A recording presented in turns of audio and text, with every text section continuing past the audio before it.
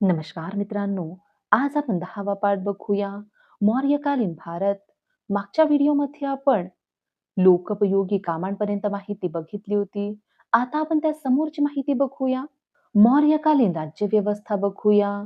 प्रजेचे रक्षण करणे व न्यायदान करणे ही राजाची प्रमुख कर्तव्य होती. राज्यकारभाराच्या सोयीसाठी साम्राज्याची 6 विभागात विभागणी केली होती.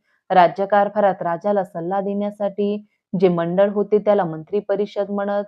राज्यकारभार चालवण्यासाठी अधिकारी नेमले असत.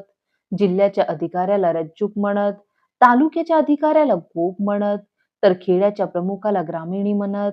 मंत्री परिषद आणि अधिकाऱ्यांच्या मदतीसाठी कार्यक्षम हेरखाते होते.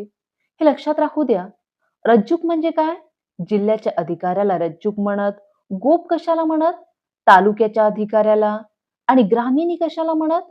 खेड्याच्या प्रमुखाला. यावर आपल्याला राज्यसेवेमध्ये जोड्या लावामध्ये आणि वन लाइनर क्वेश्चन मध्ये प्रश्न विचारले गेले आहे, म्हणून लक्षात राहू द्या. मौर्यकालीन लोकजीवन बघूया. मौर्य काळात लोकजीवन कृषीप्रधान होते. शेतीबरोबर इतर उद्योगधंदेही भरभराटीला आले होते.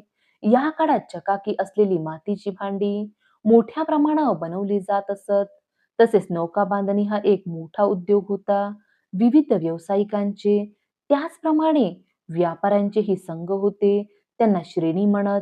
श्रेणी कशाला म्हणत? व्यापाऱ्यांच्या संघाला श्रेणी म्हणत. हे लक्षात राहू द्या, महत्वाचं आहे.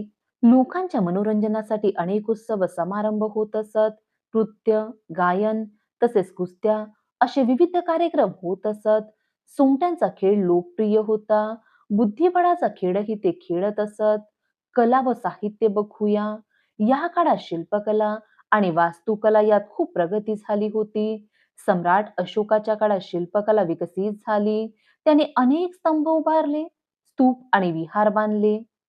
सारनाथ येथे सम्राट अशोकाने उभारलेल्या स्तंभावरील धर्मचक्र आज भारताच्या राष्ट्रध्वजावर झळकत आहे. अतिशय महत्वाची माहिती आहे, लक्षातच राहू द्या. सारनाथ येथे सम्राट अशोकाने उभारलेल्या स्तंभावरील धर्मचक्र आज भारताच्या राष्ट्रध्वजावर झळकत आहे. मौर्य काळात संस्कृत बरोबर पाली, अर्धमागधी इत्यादी प्राकृत भाषा प्रचलित होत्या. मौर्य काळात कोणत्या भाषा प्रचलित होत्या? मौर्य काळात संस्कृत बरोबर पाली, अर्धमागधी इत्यादी प्राकृत भाषा प्रचलित होत्या. पाणिनीचे अष्टाध्यायी आणि चाणक्याचे अर्थशास्त्र हे या काळातील प्रसिद्ध ग्रंथ आहे. अष्टाध्यायी हा कोणाचा ग्रंथ आहे? पाणिनीचा. आणि अर्थशास्त्र हे चाणक्याचा ग्रंथ आहे, लक्षात राहू द्या. याच काळात त्रिपिटक या पाली भाषेतील बौद्ध ग्रंथाची रचना पूर्ण झाली. त्रिपिटकातील थेरीगाथा या नावाने ओळखल्या जाणाऱ्या रचना बौद्ध संघातील स्त्रियांनी केलेल्या आहेत. गौतम बुद्धांच्या जीवनावर आधारलेल्या जातक कथा याच काळात लिहिल्या गेल्या. मौर्य सम्राटांनी भारतीय कलांना उदार आश्रय दिला. त्यांनी भारतीय संस्कृती व कला या क्षेत्रात एक नवे दालन उघडले. या ठिकाणी हा पाठ संपतो.